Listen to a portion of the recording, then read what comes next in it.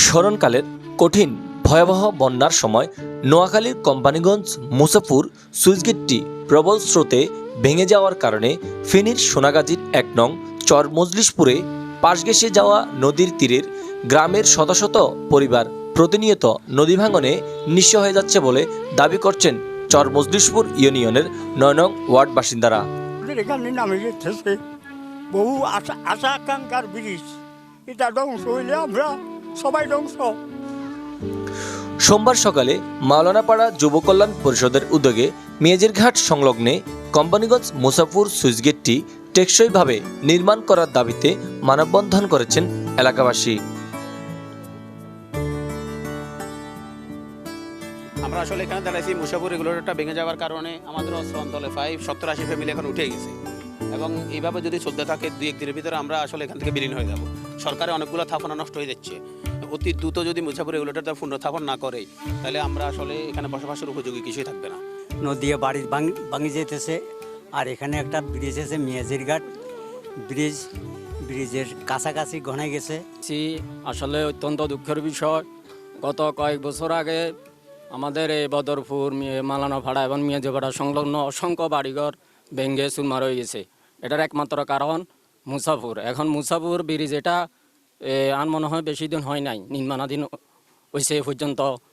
বিগত সরকারে সীমাহীন দুর্নীতির কারণে এই মুসাফুর ব্রিজ কোনো রকম লয় জয় দিয়ে নির্মাণাধীন করছে।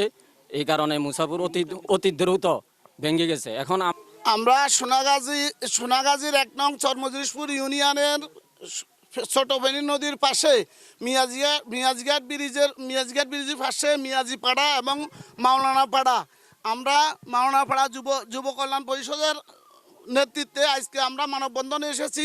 আমাদের দাবি, আমাদের সোনাগাজীর মুসাফুর ক্লোজার ভেঙে যাওয়ার কারণে সোনাগাজী এবং কোম্পানিগঞ্জ হইতে শুরু করে ছোট ফেনী নদীর মূল পর্যন্ত এই এলাকার প্রায় 100 থেকে 150 বাড়িঘর ইতিমধ্যে ভেঙে নদীতে তলিয়ে গিয়েছে। এভাবে চলমান থাকলে আমাদের এই এলাকার আশেপাশের মানুষ বসবাস করা অনেক কষ্টকর হবে এবং ইতিমধ্যে অলরেডি ভাঙন চলমান রয়েছে। এভাবে চলমান থাকলে আমরা এই এলাকায় বসবাস করতে পারবো না। আমাদের কৃষি জমি সব নষ্ট হয়ে গেছে, কৃষকেরা কোনো ফসল করতে পারতেছে না। আমাদের দাবি মুসাফুর ক্লোজার দ্রুত নির্মাণ করা হোক।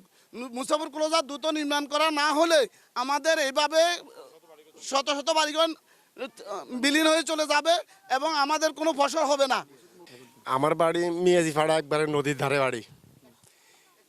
ধারে বাড়ি। আমরা আজকে এখানে আমাদের যে বর্তমান ব্রিজের দক্ষিণ পাশে এবং উত্তর পাশে সব ভাঙি যেতেছে। একমাত্র ভাঙি যাবার উদ্দেশ্যটা হইলেও মুসাফুর ব্রিজ ভাঙি গেছে। এই কারণে আমরা কিন্তু আজ অন্তত 10 থেকে 12 দিন তলক গোলা দিয়ে, তারপরে আপনার গাছ গছবা কাড়ি, বল্লি কপি, বিভিন্ন রকমের আমরা চেষ্টা করতেছি, আজকেও করতেছি। আমাদের অন্তর্কালিক প্রতি সরকারের প্রতি আমাদের একটা আবেদন হইল এটা, মুসাফুর ব্রিজটা যেন সুন্দরভাবে হয়। আর আমরা আমাদের দিকে একটু খেয়াল করি, লক্ষ্য করি, আমরা যেন বাঁচার জন্য আমাদের জন্য একটা যদি পদক্ষেপ নেই, এটাই আমাদের দাবি, আর কিছু না। মনে হয় যে